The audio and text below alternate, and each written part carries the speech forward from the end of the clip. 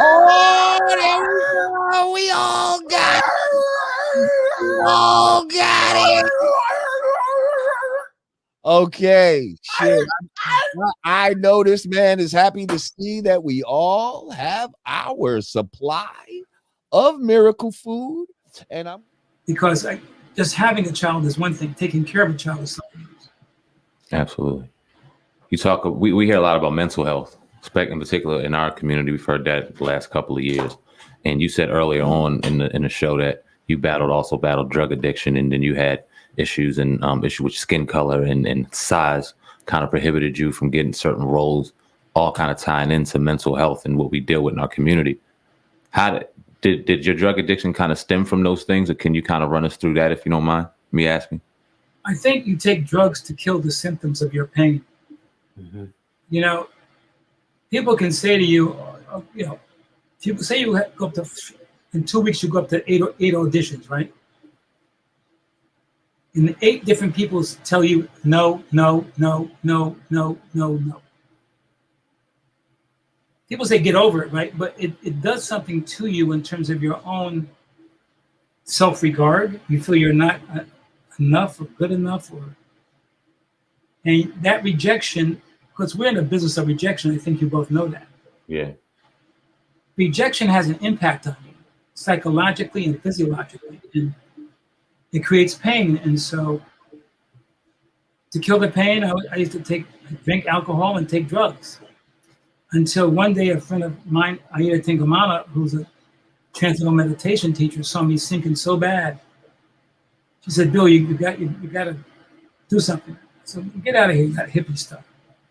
Because she wanted to teach me meditation. Then it got worse. So I ended up begging for money because I couldn't pay my rent. And I was on the street, and this lady, older black lady, was coming to me and said, ma'am, got some change? She looked at me and she passed me by.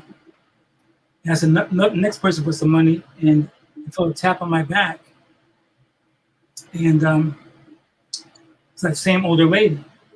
I said, ma'am, you got some change? She looked at my face, and it seemed like minutes, but it was like a few seconds.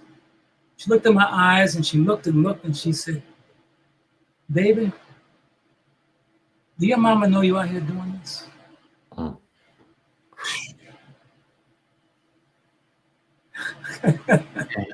You think she knew who you were? No. Okay. I never begged for nothing again in my life. Because if my parents had saw me doing that, they would have probably killed me, because it's like, but meditation saved my life. I mean, meditation saved my life, because drugs and alcohol deal with the symptoms, but meditation deals with the cause. Your lack of self-respect, your lack of self-regard, your lack of faith in yourself and hope. Rejection does that to you. So what's your secret, man, to health and longevity? I think you're almost 80 years old.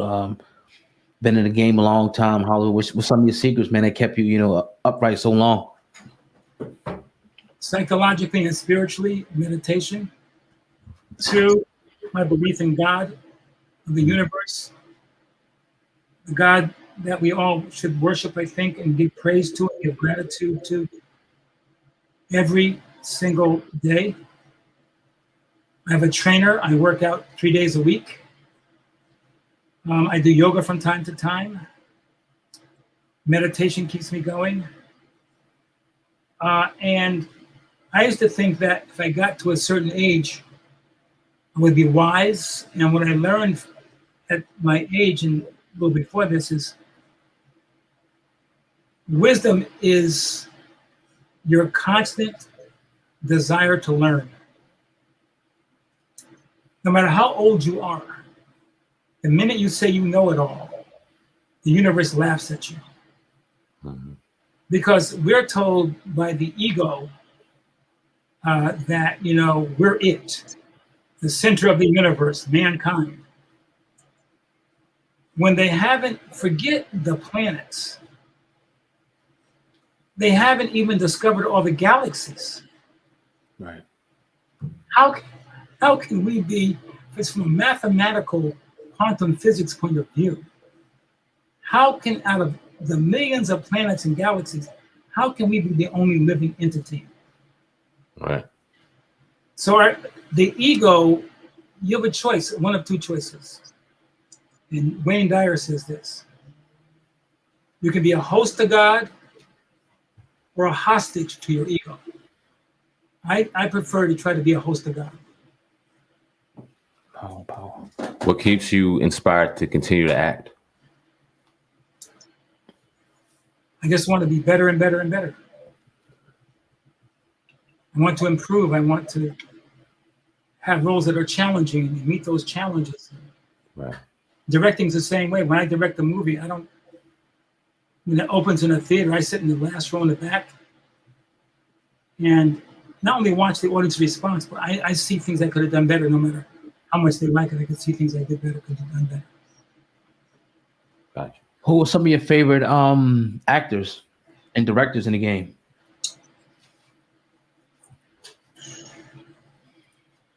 Well, as I said, Michael Schultz, in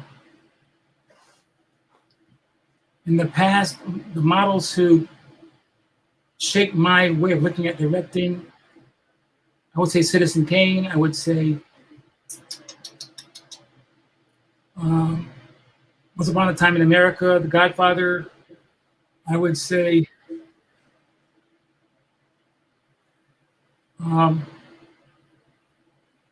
It's a Wonderful Life, Mr. Smith Goes to Washington.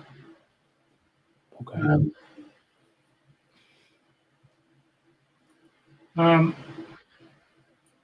I think some of the people who were innovators in terms of us, John Singleton and Spike, Denzel, Sam, Yeah. Viola Davis. The list goes on and on for me because it looks easy, but it wasn't easy for any of those people. Right. And Lloyd Richards.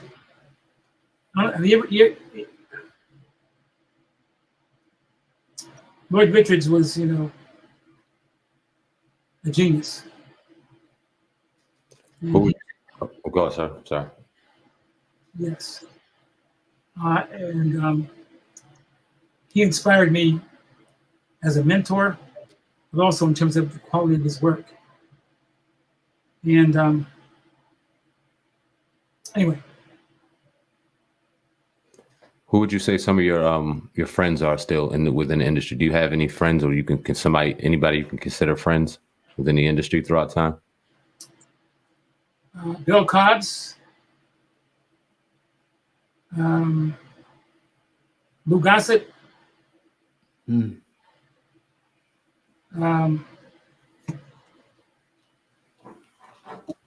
Michael Schultz, Garrett Morris. Garrett, we had him on about last year. Oba Babatunde, Joyce Lewis, the list goes on and on and on. I've got a good white friends too that known for the Sharon Jimenez, Joel Eisenberg. They're just people that have your back, people that look out for you. Yeah. Right. Did you see Coming to America too? Yes. What are your thoughts on that? It's been a lot of criticism from a lot of people. I'm curious to know how you can compare and contrast the first movie to this movie, and how'd you like the new one as well? I thought it was a good movie, but the first one, I think, it's set.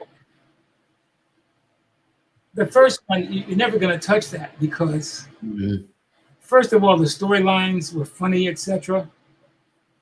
But when you saw Arsenio and Eddie Murphy play those different roles, yeah, when they were at the barbershop, for example, and that set standards. We had never seen that really before. I mean, they were convincing, they were believable, and I remember when I left the theater when I first saw that. Some friends of mine, and I was saying, "Did you see Eddie?" And he said, "That wasn't Eddie Murphy." I said, "Yes, it was. He played that part." Wow. You know, it's like it was amazing. But I number one was my favorite.